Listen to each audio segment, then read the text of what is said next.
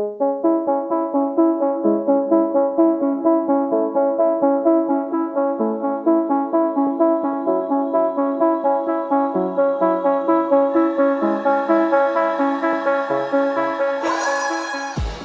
and welcome to the Blackout podcast, where I get to talk to amazing people who do amazing things. And today, super happy, super excited to have producer extraordinaire. You just came in from Montreal today, so thanks for coming to the show. My friend Kooms, thanks for coming on podcast today. Appreciate it, man. Thanks so much. So, how did you get into music production? It's a long story, bro. So when I was young, I grew up in the church, right? Yeah, so you're around music all the time. I also did a bit of sound system sound staging, they call it, during church and stuff like that. Yeah, but then during my teens, I go into rapping. Oh, you were a rapper and stuff. I was rapping and stuff. So I was. What was your rap name? I gotta know. So I was doing Christian rap. So it was called Big. I was called Big Mock, like MOC, which was made of Christ. Oh, okay. Yes. But yeah, that's pretty much it. But were you making beats for yourself or? At that time, no. At that time, we used to. That was when YouTube beats became popular. Yeah, I'm talking like 2013, something like that. Yeah. So we go online, we get the beats, record on them. We're using Audacity. I don't know if you. If you use Audacity, you're an old person. Okay, so you're doing that, and then how did you segue into production? So when I went to high school, I decided to quit. I just wanted to focus more. I stopped music. I just wanted to focus more on school kind of thing. Yeah. Holy shit! Isn't that when you even want to do more? So you'll be one of the cool kids and. Yeah, I know, but my parents, man, African parents. Fair enough. Fair enough. Yeah. So we got but that's the thing. I feel like looking back now, you kind of see these things, they kind of follow you. Because even in high school, I started ending up with friends who were doing music. We're rappers, we're singers, some were producers. One was actually a singer and a producer. Oh. And he showed me how to use FL Studio. Yeah, I remember that vacation, bro. Oh, I just went home the whole vacation. I was just trying to learn how to do this, watch YouTube videos, make the beats and stuff, and remaking other songs I was hearing. Yeah, and that's how I eventually go into the production kind of thing. So do you still use FL Studio? Oh, yeah. I'm an FL person, bro. God damn it. I was checking out the other day, and it's so big, there's so many aspects to it. I don't even know where do you start and stuff. So, okay, but did you start making beats for yourself, for other people, or? At first it was just something to do, to be honest. I wasn't doing it for myself. I didn't really want to go back into rapping again. Yeah, so I was just doing it, just enjoying myself. And I had a friend who was also a rapper, because I was in high school. I was just all over the place with all of them. And I sent him one of the beats. He was like, yo, bro, this is good, bro. You could do more again. So that's when I started doing it for people, kind of thing. But it wasn't really getting much. And then I was like, I kind of like this. It's like a feeling. I don't know how to describe, but you just like it. You get me? So I decided we moved to a place which had a studio 20 minutes from where we were, 20, 15 minutes, a proper studio. So I went to the guy, I told him that, this was when I was probably I don't know, 16 or something. I told him that, I want to, I just want to just sit down and watch what he's doing. Yeah. And yeah, that's how it actually kind of went deep, because I'm always around it at that point. Yeah. That was some few years before I came, probably a year or two before I came to Canada. And then you came to study in Canada? To study in Canada. What did you study? Did economics. Oh, nothing with music. I thought you did music something. Not at all. Did you got into econs, and were you doing any music, anything, or? Yeah, it happened again. So it happened again. So the first 2 years, I was like, nah, I just want to focus on school again. That kind of vibe. And But after a while, I was working with a guy at Service Canada, and he knew a friend who rapped again. So, and at that time, like back home, the beats I was making were more like R&B, Afro beats kind of beats. But then he told me he raps, and that's the time when I was heavy on drill music. Oh, I love those beats. Are wild, Yo. So I was really heavy on drill music. So he said he knew a friend, White Fella. He's a Rwandan rapper, and he said he wants drill beats. I didn't know how to make drill. I was listening to the songs. I tried some of them, but I didn't know. I was like, bro, I can do it for you. And I went home and I was like, okay, I did it. I sent it to him. I sent him one. He liked it so much, but then he also wanted to feature another rapper who is actually big back home, right? He's signed to Universal Records and stuff like that. And at that point, when they sent the beat to the producer actually hit me up and said, yo, this beat's actually good. So he actually went on it with me. He said he wanted to change some few things. I was like, cool, bro, just do what you want to do. So he did change some few things. They sent the beat back and recorded on it. That's when it kind of started opening up. Okay, I probably have to go into this again. Yeah. I mean, when someone that big is like, yo, this is dope. I mean, how did it feel for you, though, when producer of that caliber is like, this is good? It's validation, you know, like... Yeah. You kind of... Because sometimes you get stuck in your head. You're like, what if they're just saying it because they just want something? That kind of vibe. But like, yeah, if someone like that is telling you that your stuff is good... You gotta. So, and then how long ago was that?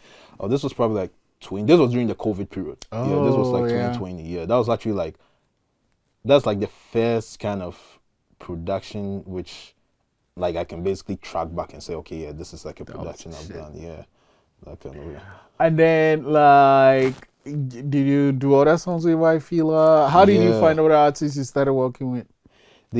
I did a lot of songs with White Fella. We released that was the last project release. His like that, I think that was his 8th project, and I was so grateful. He actually made me produce everything on it. Wow. So I produced, I think it was about 10 songs. I produced. God damn. How was actually before we even get like so you did the first song, you liked it. How did you now? Okay, let's do the other things. Yeah, I mean when he likes it, that's the kind of thing. When you kind of have a vibe with someone, they tend to come back all the time. So we're like, oh yeah, bro, I want to listen to more stuff, you know, and I'll be sending him more stuff because he also likes to work with the person. Were they all drill songs? Drill, some of them were trap music kind of thing. I wasn't really heavy on the trap though, and he also had someone who was giving him better trap beats, to be honest. so it was mostly drill music and stuff. But for his project itself, he wanted to move into a place of like, he just got his first child. They gave it to his first daughter and stuff. So he wanted to move into a place of like I've grown, I've matured past this shit. Right. You get what I'm trying to say? So there was a bit more reflective music. Yeah. There were a bunch of reggae. Wait, there's one of his songs that I love the most is fuck. Anyway, in the song, there's the ending. There's the guy is like something. The king is dead. Blah blah blah. I don't know. It's like really slow, and actually there's a video for the song. The video for the song. Fuck him. Fuck him. Fuck him. Oh, I didn't do that. That was actually before I met him. Yeah, that was before I met him. That was my introduction to White Fella. Okay, yeah. so I'll go and check the other albums after that one. Yeah. Okay. There was the one which actually became from that project, which actually became a big one, was Only You. It was an Afrobeat song. He hadn't done an Afrobeat song before. So you did that one? I did that one. Oh, okay. I did it for him, and yeah, actually, yeah, it was actually cool. It got a lot of streams and stuff, so it was good. Wow. Yeah. Actually, funny story about that song. We actually had that song sitting there for like 2 years. We were just trying to figure out another person to put on the beat. Oh, wow. It was crazy. And then he made a song with another guy, Galina, from Advocates of Truth. And when I heard the guy sing, I was like, that's the guy, bro. That's the guy we need on the track. Yeah, and then Only You came. They sent the beat to Galina. Galina hit me up directly. That, yo, bro, You're wicked. I want to join. Okay, so well, I mean, having all those tracks on, god damn, that was cool. So okay, anyway, let's talk about the process then. How do you like? Do you, when it comes to making beat, what's your process? That's a lot, but like, it depends. Depends. Most of the time, and this is not if like someone has sent me a reference or something, but if it's just me sitting there, most of the time it's okay. What am I listening to at this moment? To be honest, it's mostly tricks, if that's the word I can put it. Like in the sense, I'll listen to a song. Let's say I like the chord progression or the rhythm in that song. I like it so much. I'll probably listen to it for the whole week. Okay, that's what's going to inspire the next beat or something. Yeah, or I can find a sample and that sample sounds good, and then we do it that way. Yeah, that's pretty much it. But yeah, that's most of the time. But sometimes people just send me references. Oh, I like how this beat feels like and all of that. So we go there. Try and get the emotion from it, and yeah. Okay, then when you now get on your computer itself on the FL Studio, what is it the drums or the whatever? What comes first? I'm a drum person. You need to know get the kicks in. Yeah, get the kicks in. I mean, that's African music. So yeah, I'm a drum person. I always start with the drums. If the drums don't hit, I can actually even just have the drums playing, and I'll probably leave it for like this and for a long time before I'll come back to it again. Because if the drums are not good, all the rest are shit, bro. Good drum, good beat, bad drum, forget about it. It's not okay. good at all. With another thing I noticed with FL Studio is that there's so many plugins. Like, how do you even decide which ones to get? Like, what are your to-go plugins with FL Studio? FL Studio, it's true. There are a lot of plugins. You can get lost in all of them. But the one I use most right now is Analog Lab. And yeah, it basically has everything, to be honest. And that's something I had to teach myself though. Like, there are so many plugins, so many sounds, and now they're also looking too fancy. So in what way? Like they're also like video games. Right. So you see that I want this. Right. But you gotta scale it. You gotta bring that stuff down, bro. Otherwise, you're just going to have like get lost in it. So I think like, I don't know how back, probably 2 years or something. I was like, you know what? I'm just going to stick with one plugin or one or two plugins and just stick with it and then go from there. But yeah. What was the last thing you worked on? Oh yeah, you're in Montreal now. What was the last thing you worked on, like with these artists? Yeah, we did like, how many, like four or five Tron songs out there. Oh my god. Yeah. How long were you there for? I was there for the whole week. Okay. But like, 5 songs. God damn it. That's like dun dun dun dun. Like, were the beats already ready or? So 2 of them, the beats were already ready. Okay. There was one which I actually posted on my story today where I just did it and I went to, like, I did it. So I finished making one of the beats. He already had the vocals, so I was making the beats around the vocals and he liked it. And then I started a new beat and I left it. I went to the top, went to sleep. I came back, this boy was like, yo, this is the beat, bro. This is the beat. So talking about beat, how do you know it's done? You don't need to add any more things. It's like, I'm okay, it's finished. That's a tricky question. There are, I don't know, at this one I kind of feel it. But yeah, the way I'll probably say it, sometimes too, you feeling it, you come back days later and you be like, okay, this is too much. So things out. So the way I kind of gauge it is, I kind of think about it as intentions. So okay, the chord is playing the main melody. There's a counter melody if there has to be. Like this guy, the Montreal Jeff, you guys should search him up. Jeff, he comes up with a lot of melodies, so you probably don't even need a lot of counter melodies in it. You just need like a bass for him to shine on, and that's pretty much it. So that's pretty. Also, I think you also have to think about who you think this person might go on the beat, or which person might go on the beat. Yeah, because some people don't have a lot of melodies. It's basically flat, so then you have to support them. Right. Others have a lot of melodies, like crazy.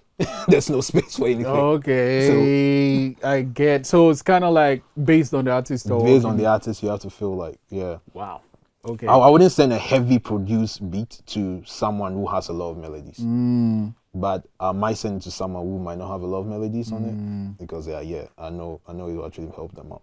Okay. Yeah. So someone like, is out there checking out this episode, listening to the episode, or someone like me wants to get into producing, like, what advice would you have to share? The first one. My friend was actually asking me this. He asked me this like some months back. I was like, patience, bro. That's actually the first one. Before you start all of this, just be patient.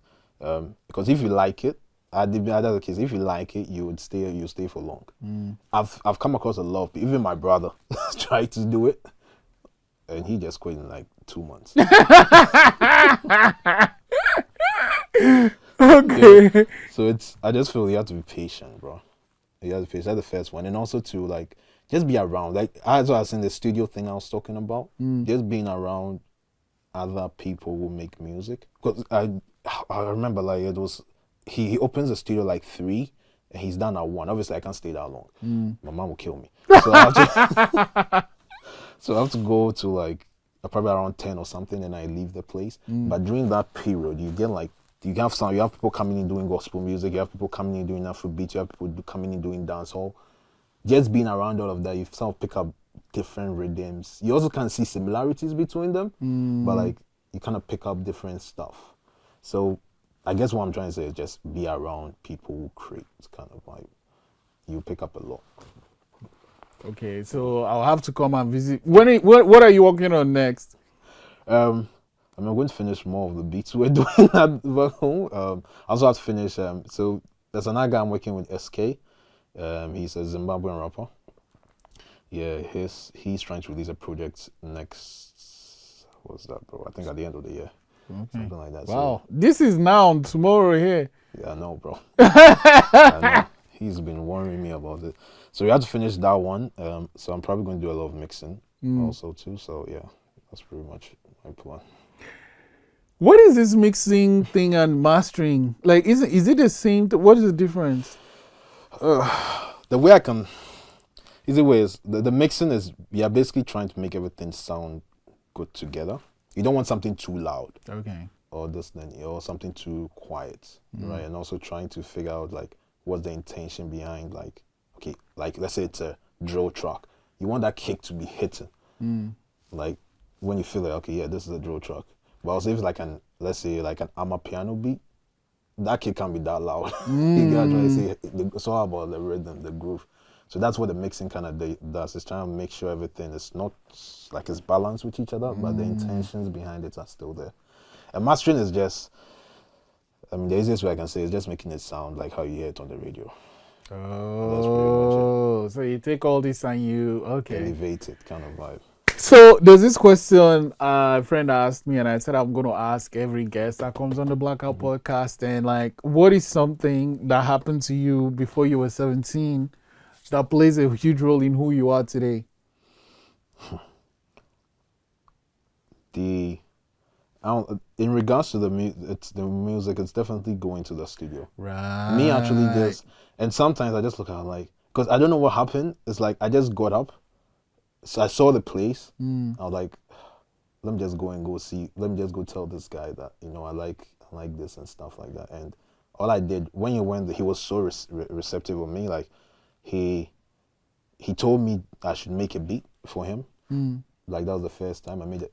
I thought the beat wasn't good. I mean, he also kind of told me the beat wasn't that good at that time.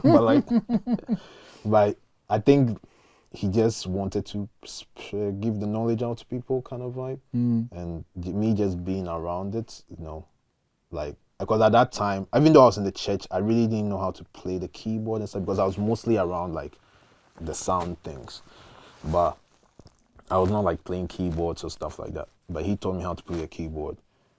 He taught me some basic level of mixing and mastering, like what compressors and stuff does, all of that, EQs and stuff like that. So by the time which I like kind of left Ghana to come to Canada, I already had like more than a foundational understanding of things, kind of thing. And yeah.